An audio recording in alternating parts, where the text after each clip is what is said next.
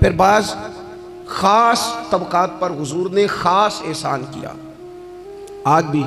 پوری دنیا میں ڈنڈورا پیٹا جاتا ہے عورتوں کے حقوق کا، پوری دنیا کے اندر، اور بعض لوگ عورتوں کو بڑا دھوکہ دیتے ہیں، کہتے ہیں تمہیں حق نہیں ملتے لہٰذا تم سڑکوں پہ آ جاؤ، معاذ اللہ، تمہیں حق نہیں ملتے لہٰذا تم معاذ اللہ بازاروں کی رونق بن جاؤ۔ عورتوں کو بڑا پریشان کیا جاتا ہے حقوق کے تعلق سے۔ نبی پاک علیہ السلام کی آمد سے پہلے کوئی خاتون کے ساتھ سلوک اچھا نہیں کیا جاتا تھا، اس کا کوئی جائیداد میں حصہ نہیں تھا۔ عورت کا خامد اگر فوت ہو جاتا تو وہ اپنے سسرال کے خاندان کی پراپرٹی بن جاتی معاذ اللہ، اور جس کے مرضی چاہے سپرد کر دیتے۔ ہندوستان کے بعض علاقوں میں ایسی کبھی رسمیں بھی پائی جاتی تھی کہ بعض عورتیں اپنے خامد کے ساتھ جل جانا مناسب سمجھتی تھی کہ بعد میں کوئی زندگی تو ہوگی نہیں، اور بیوہ خاتون اور طلاق یافتہ خاتون، اس کے بارے میں تو لوگوں کا خیال تھا کہ شاید یہ خاتون بالکل سوسائٹی اور سماج کا حصہ ہی نہیں ہونی چاہیے۔ قربان جائیں، یہ اعزاز میرے نبی پاک نے دیا ہے۔ حضور نے پہلی شادی ہی اس خاتون سے کی ہے جن کا پہلے بھی نکاح ہو چکا تھا، اور خاتون کو حضور نے حقوق دیے، جائیداد میں حصہ دیا۔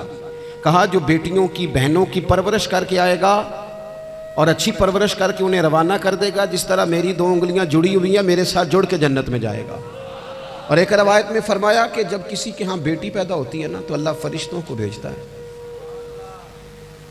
اور وہ اس کے گرد کھڑے ہو جاتے ہیں اور گھر والوں کو سلام کہتے ہیں اور کہتے ہیں یہ ضعیفہ ایک ضعیفہ سے پیدا ہوئی ہے، یہ کمزور یعنی صنف کے لحاظ سے کمزور نازک بچی ایک نازک ماں سے پیدا ہوئی ہے۔ فرشتے کہتے ہیں جو اس کی پرورش کرے گا نا اللہ قیامت تک اس کی مدد کرے گا، اس کی ہمیشہ مدد ہوتی رہے گی۔ اور نبی پاک صلی اللہ تعالیٰ علیہ وسلم کی خدمت میں آ کے جب خواتین نے کہا تو نا یا رسول اللہ ہمارے تو دین دنیا کے معاملات میں مردوں کے تعلق سے کمزوری ہے، کئی دن تو ہم ویسے نماز نہیں پڑھ سکتی مہینے میں، کئی دن تو ہم ویسے عبادات کے قریب نہیں جا سکتی، جہاد پہ ہم نہیں جاتی، گواہی ہماری مردوں کے برابر نہیں، تو یا رسول اللہ صلی اللہ علیہ وسلم ہمارا بھی کوئی اعزاز ہے؟ تو حضور نے فرمایا جب کوئی خاتون حاملہ ہوتی ہے نا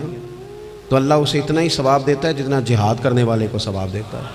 اور جب بچہ پیدا ہوتا ہے تو اللہ تعالیٰ اسے شہادت کا درجہ عطا کرتا ہے، اور جب وہ بچوں کو دودھ پلاتی ہے تو رب اسے غلام آزاد کرنے کا ثواب عطا کرتا ہے۔